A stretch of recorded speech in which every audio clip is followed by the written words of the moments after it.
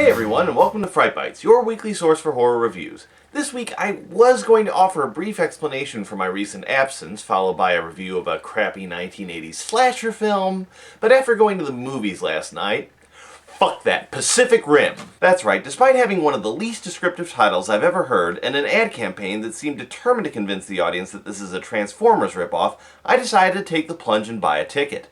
And all because of one man, Guillermo del Toro. He's one of the very few people in Hollywood who can convince me to see a movie based on the strength of his name alone.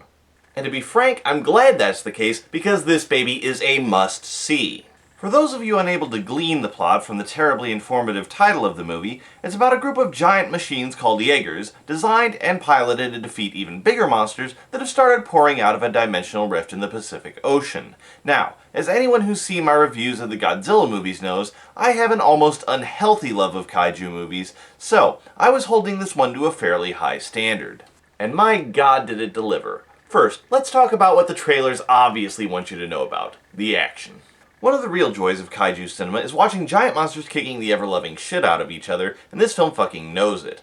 I've seen enough giant monster battles in my time that I've become ever so slightly jaded. While I still appreciate good fights, it's been a long time since I've been on the edge of my seat for one. That said, Pacific Rim managed to do exactly that. And after some careful thought, I think there are several reasons why. First, Del Toro manages to create battles that feel real. So often, CGI monsters feel floaty, with no real sense of weight, presence, or scale on the screen.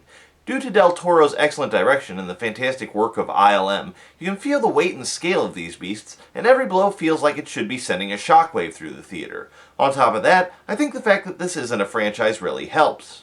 With a Godzilla film, you know he's going to show up, kick everyone's ass, then head back to the ocean. But here, since it's a one-off, at least for now, you have no idea who will make it and who won't, something that really adds to the suspense. But the most important factor in making an action scene exciting is that you have to care about the characters involved, and this is Pacific Rim's greatest strength. Despite the fact that they're barely mentioned in any of the film's promotional materials, the film's characters are interesting, engaging, and relatable. Over the course of the film's runtime, it was great to get to know them, and I found myself genuinely rooting for them and wanting to know more about their lives.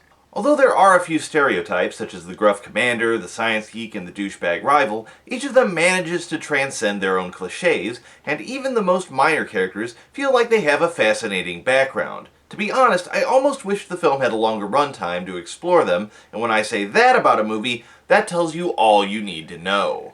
Also, there's one more element to this film that's a little bit hard to put your finger on, but once you realize it, it makes it all the better. This was a film made by people who loved what they were doing and who were having a great time. It's not often that you can sense the love that went into a movie, but you definitely can in Pacific Rim. Everything from the excellent performances and brilliant special effects to Del Toro's bright and enthusiastic direction tells me that the cast and crew were having a fantastic time, and only the most dour and jaded moviegoers will find it hard to be swept up by that pervasive feeling of joy. Anyway, it's this combination of likable, relatable characters and kick-ass monster action that makes Pacific Rim a must-see. So, if you're on the fence, or even if you're on the far side of the fence, get your ass into a theater today and let's show Hollywood that we do like big-budget filmmaking so long as it still has a heart and soul.